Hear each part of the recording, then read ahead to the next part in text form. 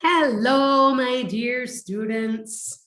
I'm here today to talk to you about the beginning of the decline of the Roman Empire.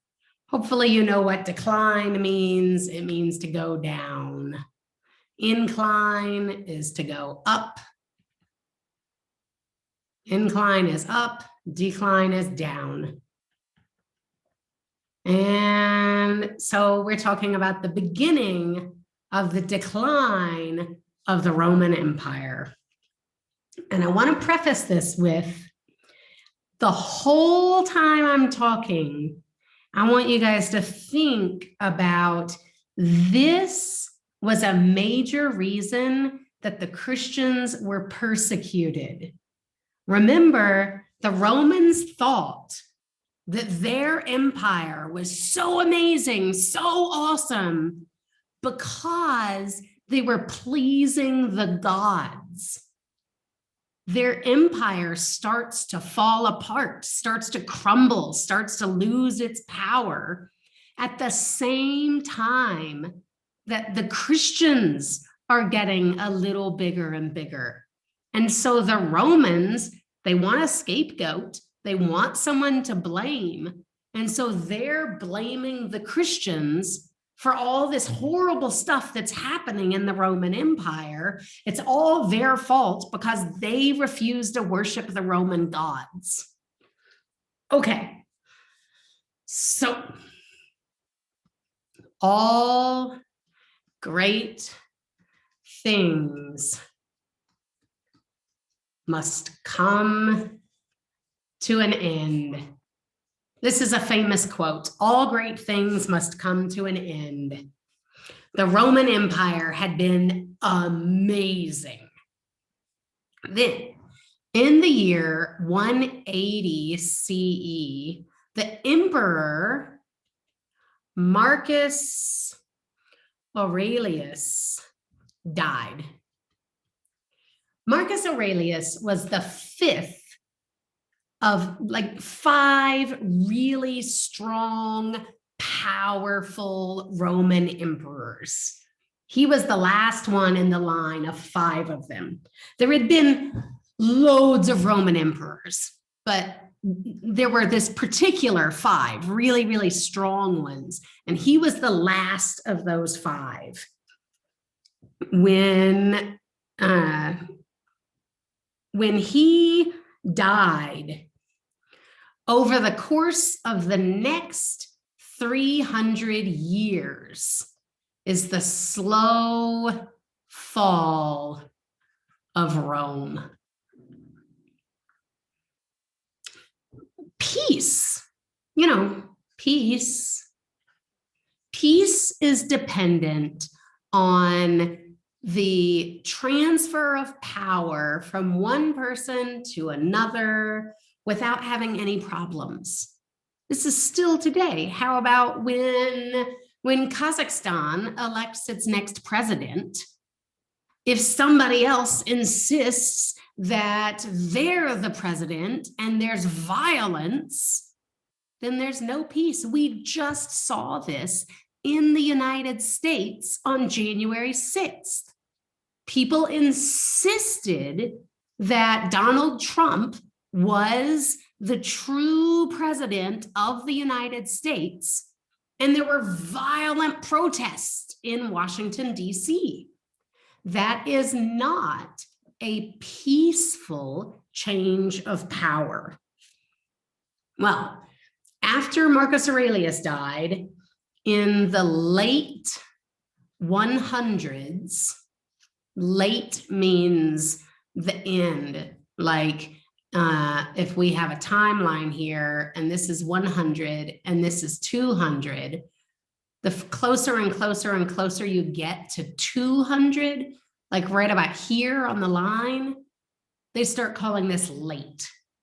So in the late 100s, violence broke out all over the Roman Empire. Random military leaders were trying to take control, and they were fighting with each other. Civil wars broke out all over the Roman Empire, and things were really bad. Well, briefly, this army general named Septimus Severus took control.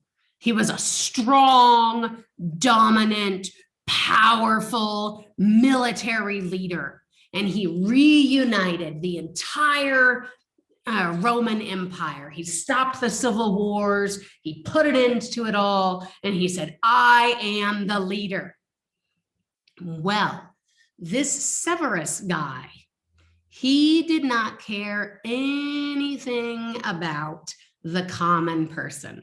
Severus cared nothing about you. Severus cared nothing about your family. All he cared about was power. And he knew that his power came from the military.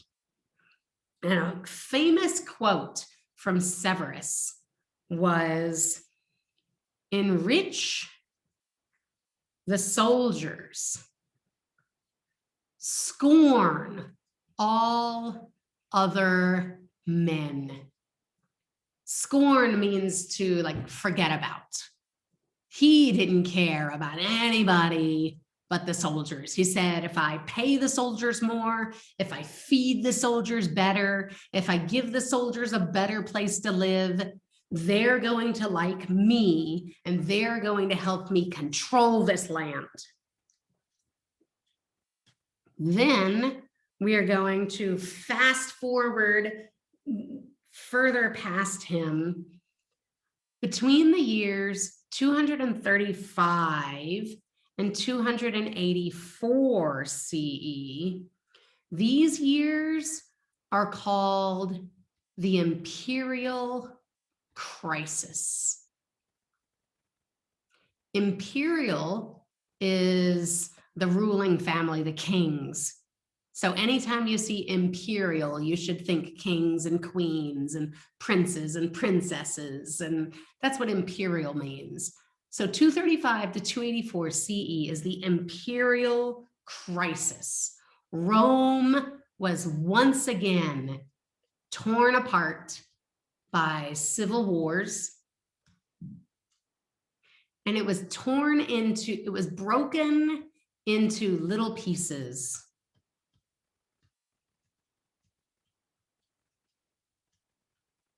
Let me draw a little map. Okay, so this is the Mediterranean Sea. And you guys know that all the land along the Mediterranean Sea, all of this was Rome. It was all one empire. Well, during the imperial crisis, the people that lived here were battling with the people that lived here. These people were saying, we want to control all of Rome. And these people were saying, no, we want to control all of Rome.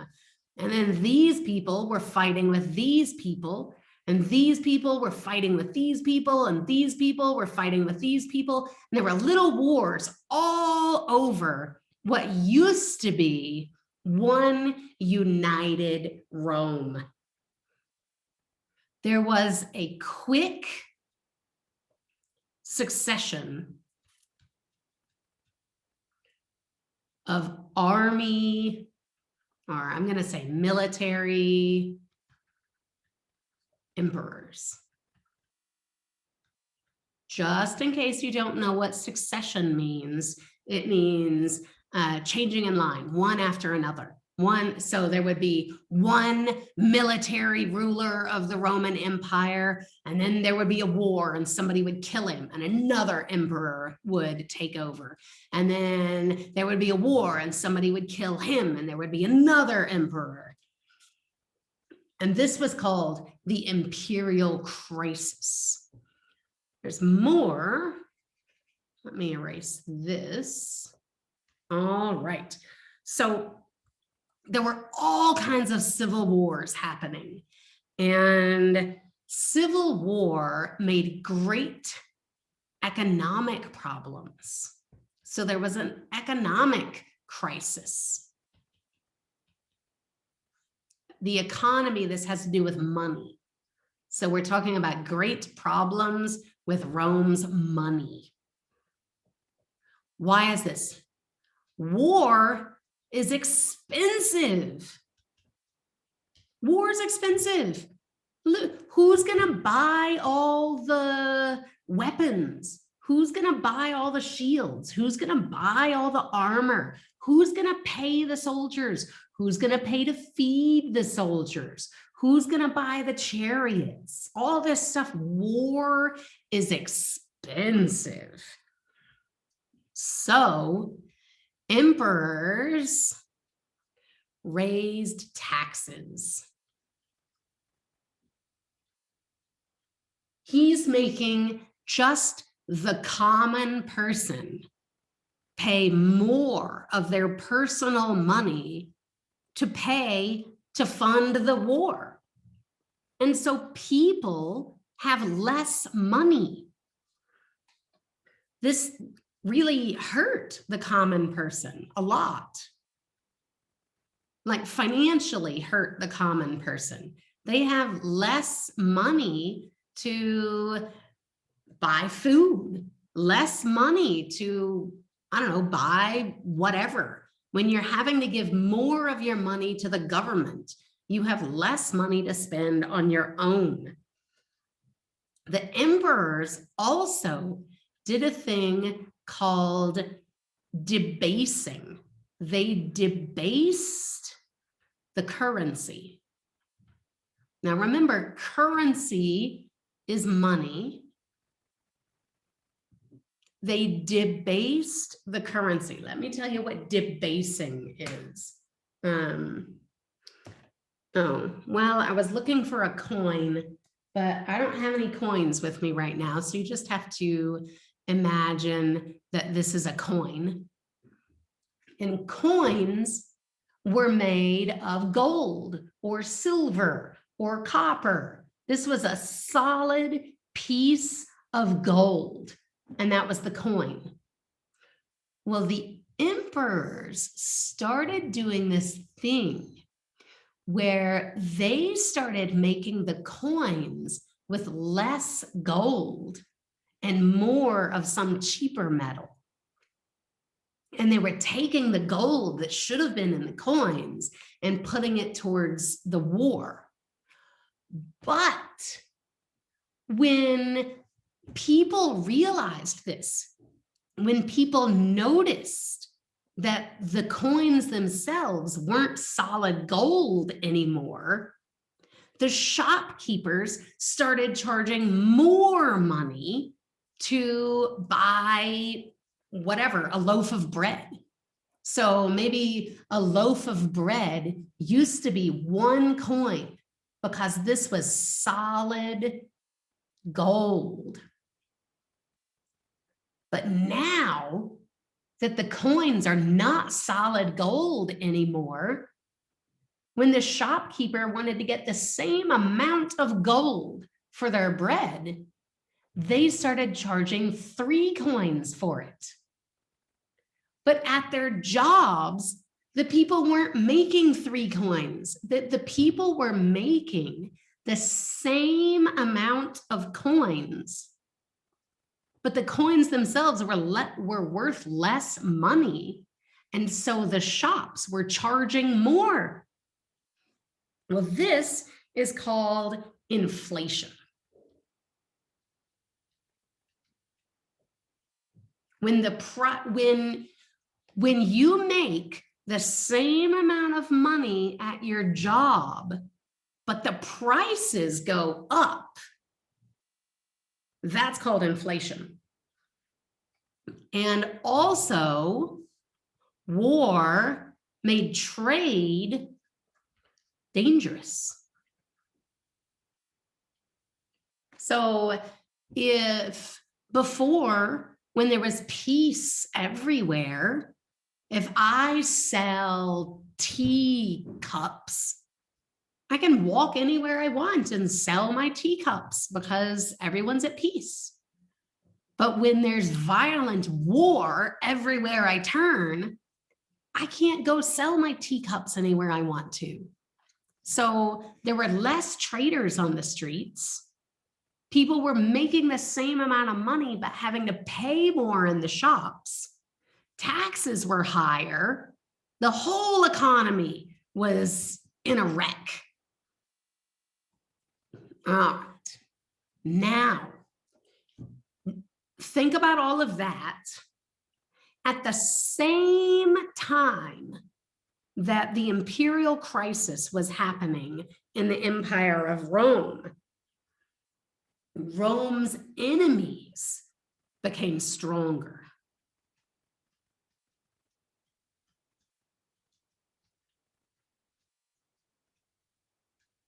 And they looked over at Rome and they were like, hey, those people are bickering and fighting with themselves.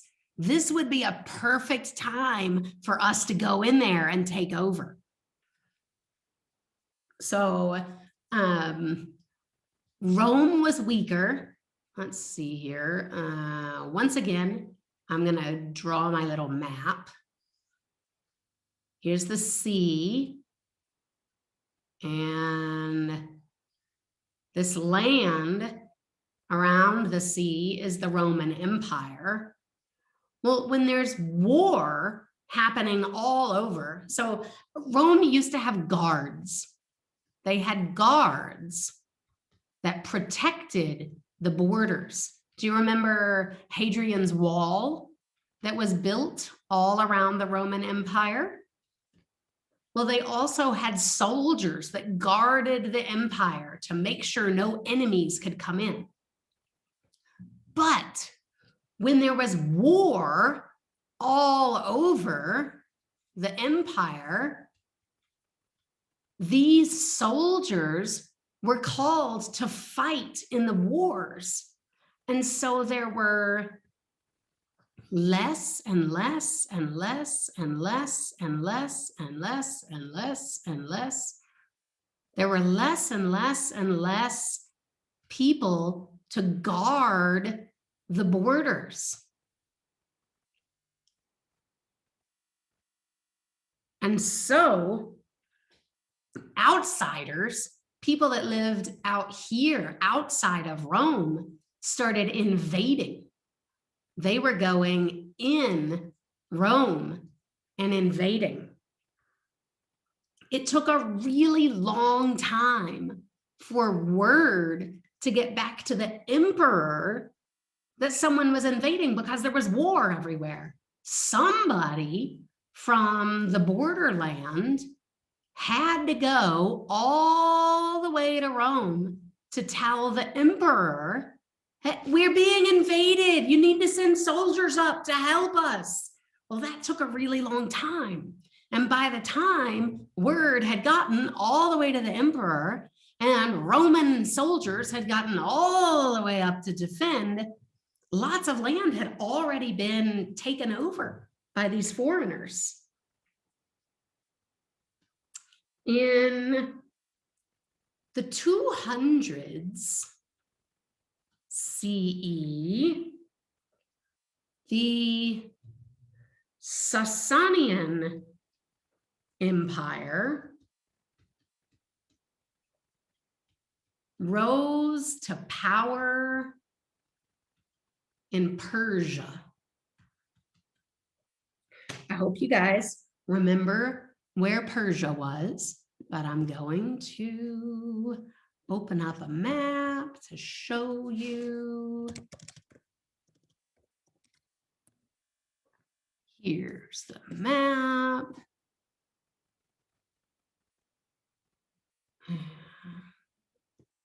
Sorry, my internet's running kind of slowly. Here we are. Okay, so remember, here is the Roman Empire all around the Mediterranean Sea. This is the Roman Empire. And over here in Iran, Iran used to be called Persia. And this great big empire is growing stronger and stronger and stronger in Persia. These guys took advantage of Rome's weakness because Rome was collapsing and falling apart. And they came and they invaded the Roman Empire and they captured the emperor and executed him. That's a big one. The emperor's name was Valerian. Let me go back to the Roman Empire at that time. His name was Valerian.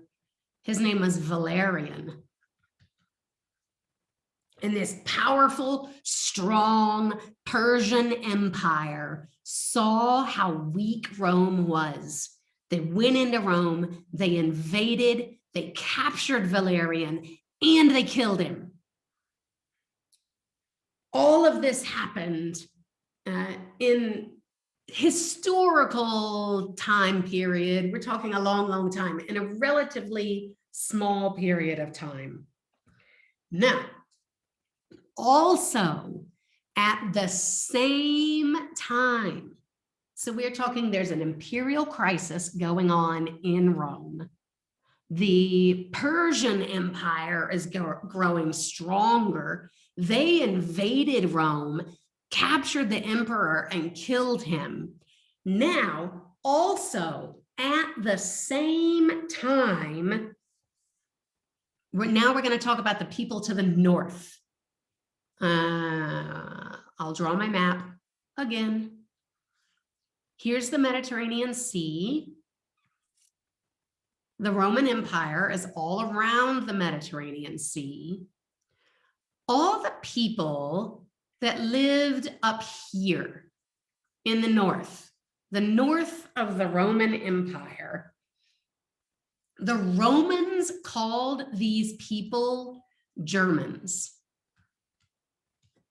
That's just, it was the Roman word for them, was German.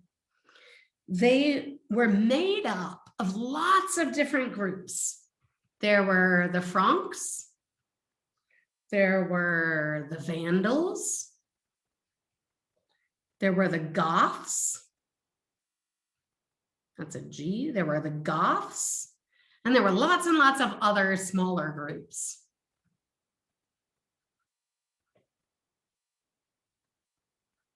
But the Romans called them all Germans.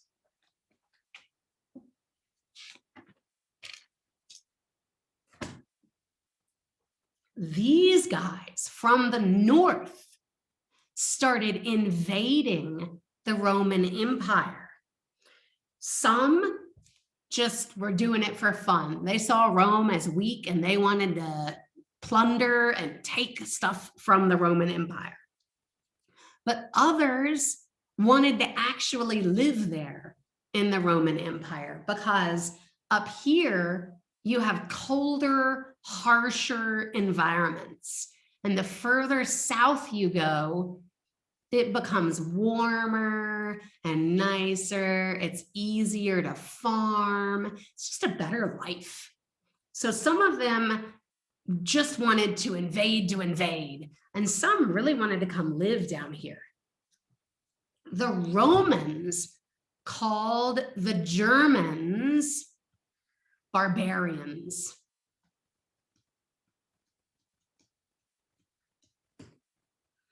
A barbarian was anyone that did not live by Roman culture.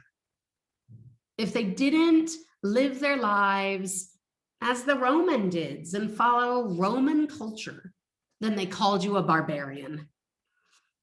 They believed that the barbarians were savage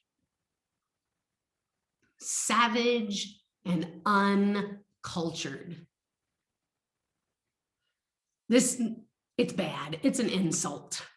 They considered anyone that wasn't Roman savage, uneducated, rough barbarians.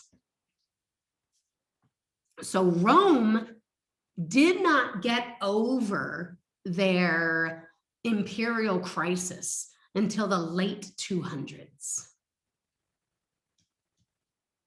So this whole time from the early 200s all the way through the late 200s, all of Rome was covered with civil war and the Persians invading and the Germans invading, and things are looking pretty rough for Rome at this time.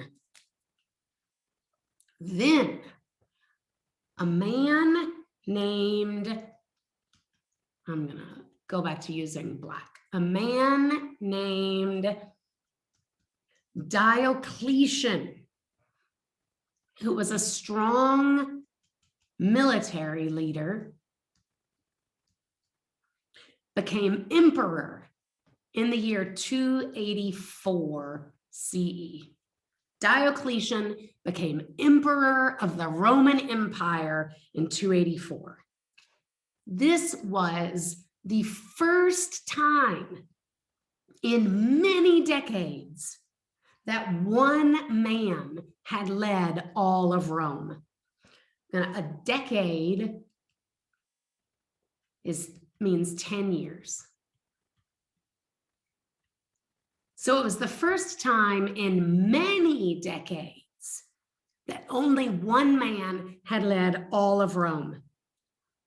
And he kept his power for a long time. He controlled Rome with a strong, powerful fist. It was his. He tried really hard to make Rome stable again. Stable means like, okay. He completely reorganized the government. I should write all this stuff down for you. So he kept power for years. He tried to stabilize Rome, to make it stable. He completely reorganized the government. And he sent troops out to the frontier land to reestablish the borders. Frontier lands were the borders, like, okay, there's the sea, there's the Roman Empire. These lands out here, these are called frontier lands because it's the border of the Roman Empire. He sent troops out there. He persecuted Christians big time. Because once again, why are they persecuting Christians? They think it's the Christians' fault that their empire is collapsing. He had this amazing idea. Diocletian thought that the Roman Empire was too big to be led by only one person. And he split the empire into two empires. Well, not two empires, one empire led by two rulers. He made the western part and the eastern part. And he chose a co-emperor, someone to rule Rome with him. He stayed in the east